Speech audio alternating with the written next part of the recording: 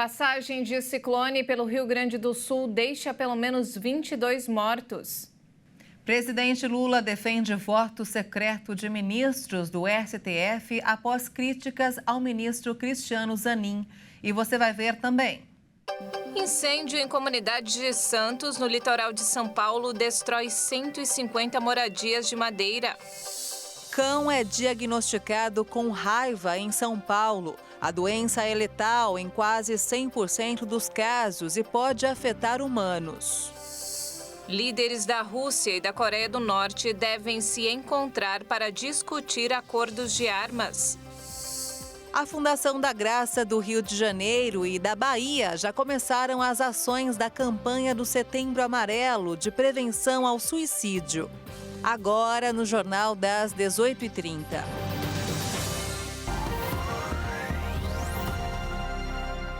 Olá, boa noite. São 18 horas e 33 minutos pelo horário de Brasília. Boa noite. Você acompanha agora as principais notícias do Brasil e do mundo desta terça-feira.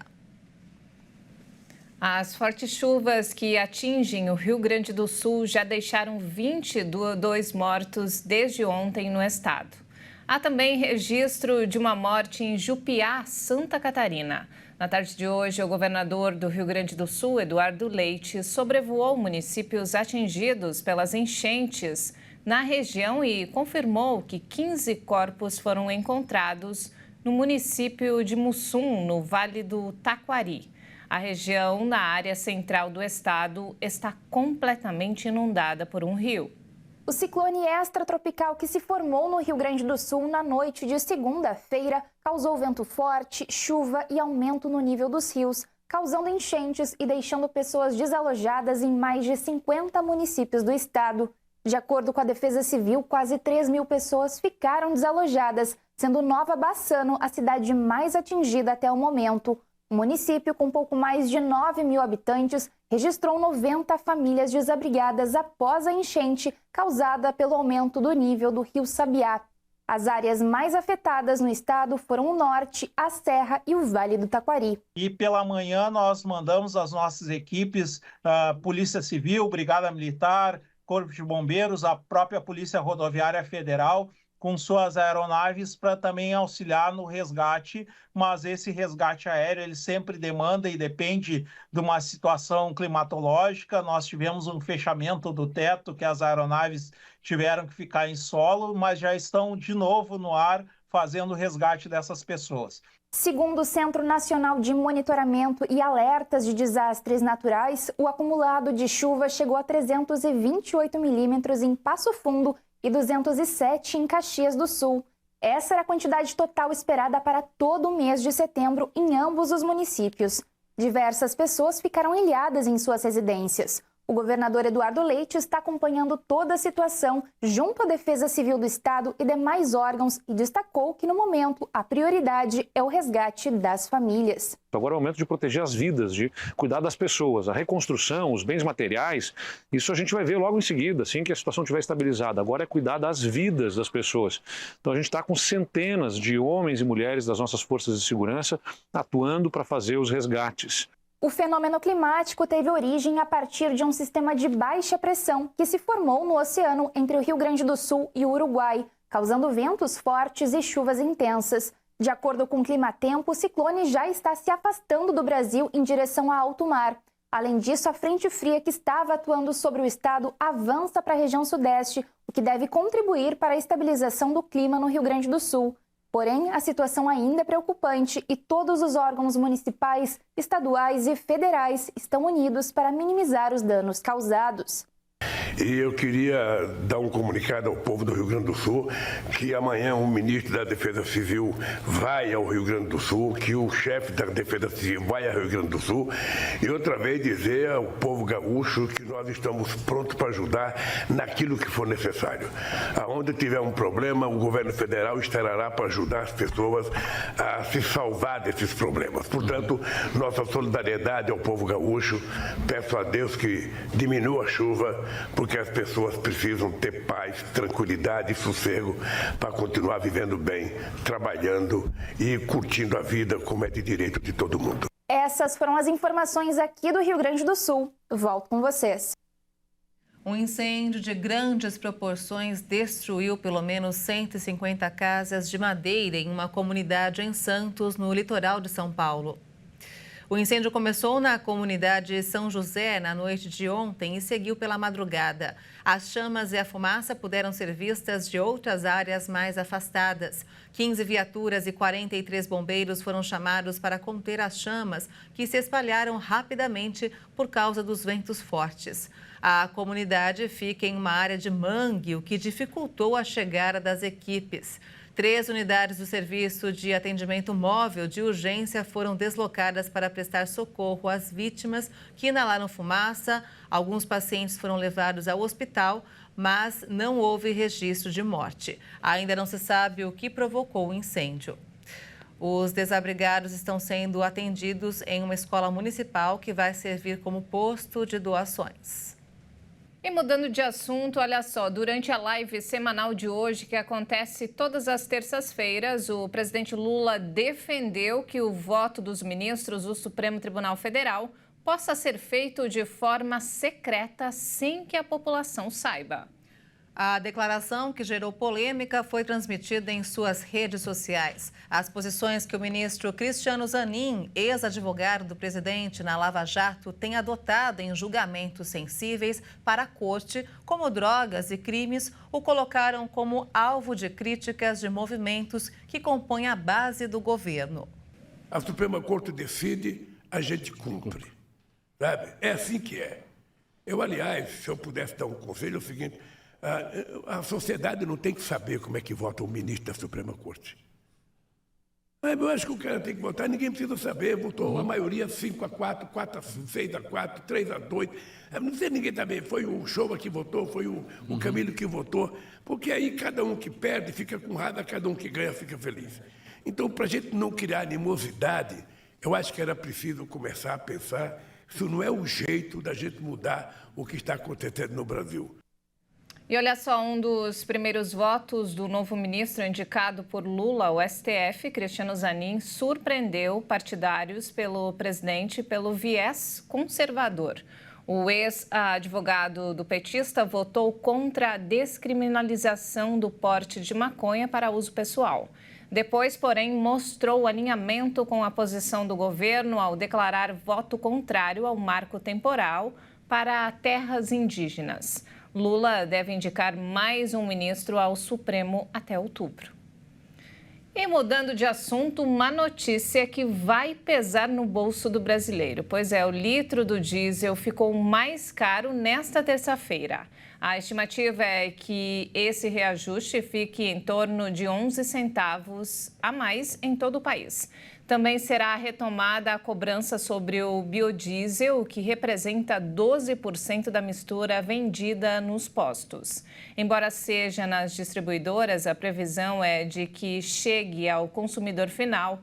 Isso porque a alíquota do PIS/COFINS, que estava zerada, voltou a ser cobrada. A previsão é que em outubro haverá um novo aumento de 3 centavos, também para financiar os incentivos para a compra de veículos com desconto.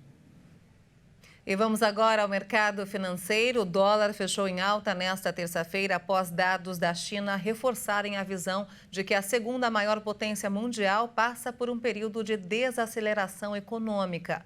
Além disso, resultados negativos na Europa também ficaram no radar dos investidores. A moeda norte-americana subiu 0,82% e encerrou o dia cotada a R$ 4,97 na venda. E a produção industrial no Brasil teve uma leve queda em julho. Segundo o IBGE, em 12 meses, a atividade registrou estabilidade. A produção industrial brasileira teve queda de 0,6% em julho na comparação com o mês anterior. A baixa na atividade interrompeu 2 meses seguidos de taxas positivas, junho e maio. Dados do IBGE demonstram que, na comparação com o mesmo mês do ano anterior, a produção caiu 1,1%. Com esses resultados, a indústria brasileira acumula queda de 0,4% no ano e, na somatória de 12 meses, a variação é nula. O índice mensal veio abaixo das expectativas dos analistas. O consenso Refinitiv, que reúne as principais projeções do mercado, estimava queda de 0,3% em julho. Na comparação anual, a projeção era de um recuo de 0,5%. De acordo com os dados do IBGE, 3 das 4 grandes categorias econômicas e 15 dos 25 segmentos pesquisados tiveram queda na produção em julho. Entre as atividades, os maiores recuos foram de veículos, automotores, reboques e carrocerias, indústrias extrativas, equipamentos de informática, produtos eletrônicos e ópticos, e máquinas e equipamentos. E veja a seguir, líderes da Rússia e da Coreia do Norte devem se encontrar para discutir acordos de armas. E ainda, a Fundação Graça do Rio de Janeiro e da Bahia promovem ações de prevenção ao suicídio. Nós voltamos em instantes. Até já!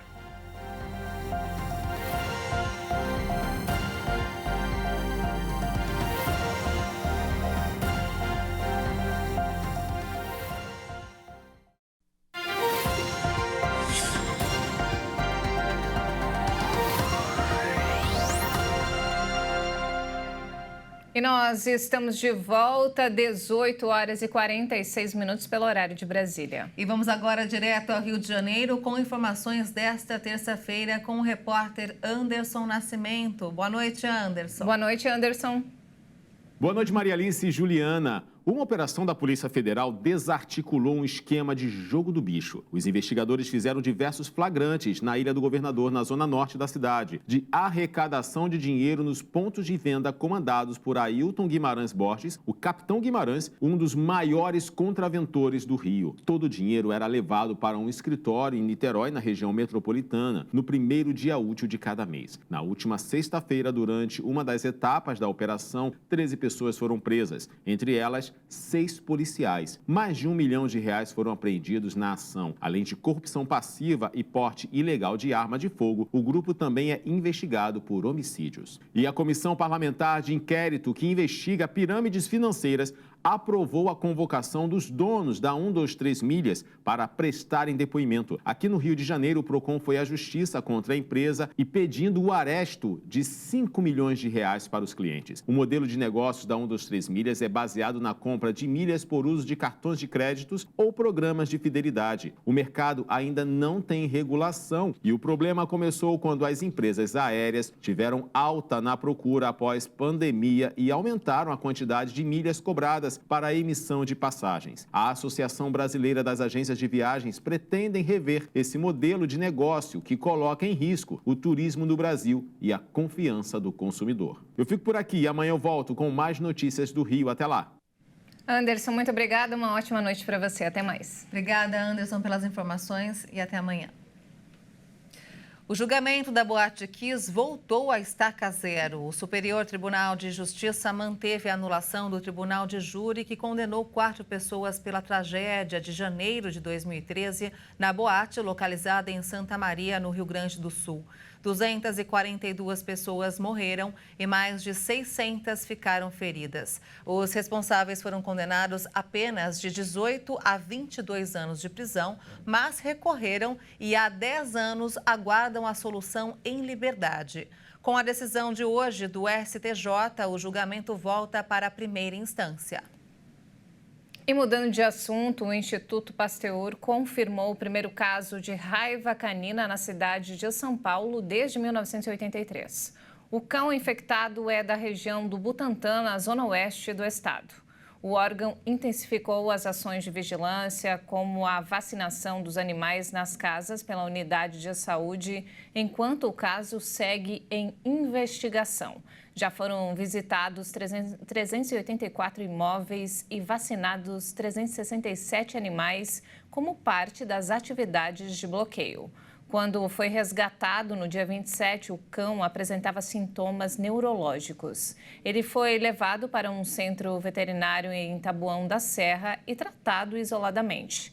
Mas o estado de saúde do animal piorou e ele foi submetido a uma eutanásia. Após análises, a doença foi confirmada. Vale ressaltar que a Prefeitura de São Paulo disponibiliza imunização gratuita contra a raiva para cães e gatos durante todo o ano.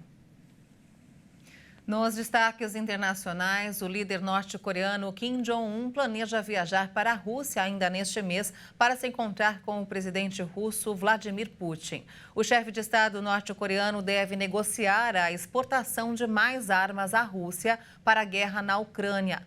A informação foi divulgada pelo governo americano. O Kremlin não confirmou o encontro.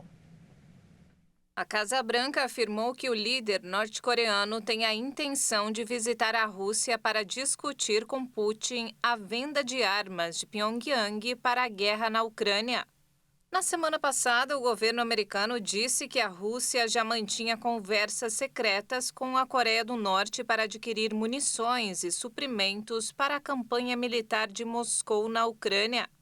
O porta-voz do Conselho de Segurança Nacional, John Kirby, disse que, apesar de suas negativas, a Coreia do Norte forneceu no ano passado foguetes de infantaria e mísseis para a Rússia, que foram utilizados pelo grupo paramilitar Wagner.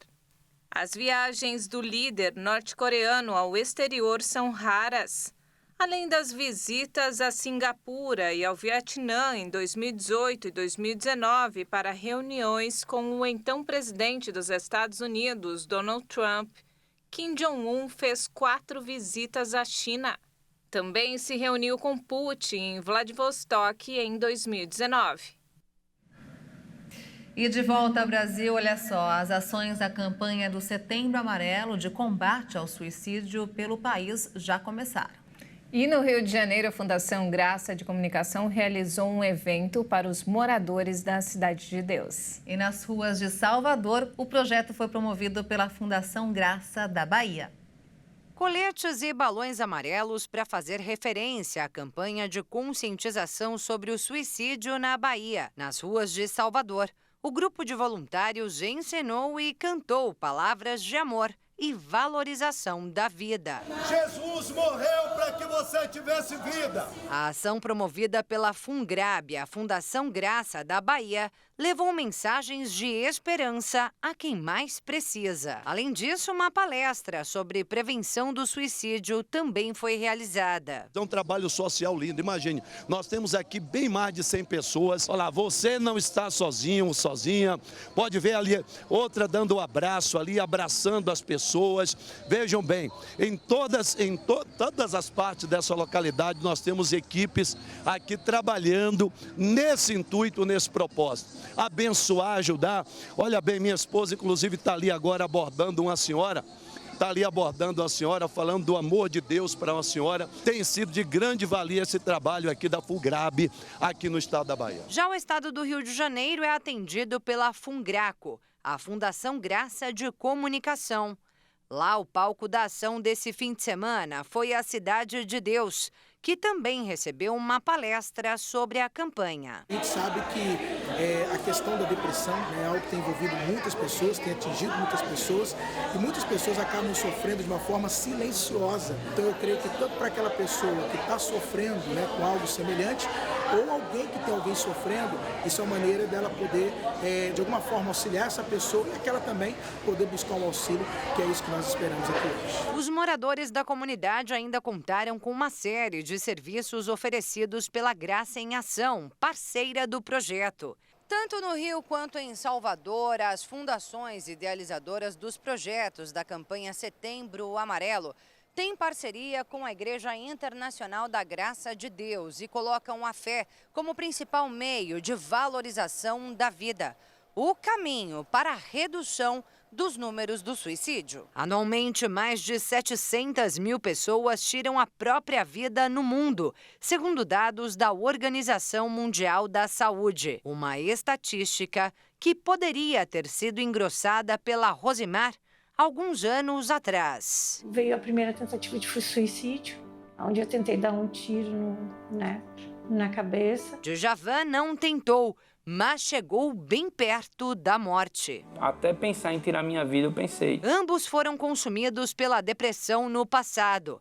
Pensaram que para eles não havia saída, mas tudo mudou. Comecei a frequentar os cultos, cheguei na igreja e ouvi palavras maravilhosas e depois eu fui pro show da fé. Fui tentando entender o que Deus tinha para mim e Deus foi trabalhando. Foi o mesmo caminho trilhado por Rosimar. Hoje uma mulher realizada, feliz, movida pelo Espírito Santo. Jesus me resgatou, Ele tirou da lamaçal de lamas. Deus me deu essa palavra e me trouxe para o reino do Filho da Luz, né? Jesus hoje é tudo para mim. E o Jornal 10, 18h30 fica por aqui. Você acompanha outras informações durante a nossa programação. Uma ótima noite para você e até amanhã. Muito obrigada pela companhia, uma ótima noite para você e até mais.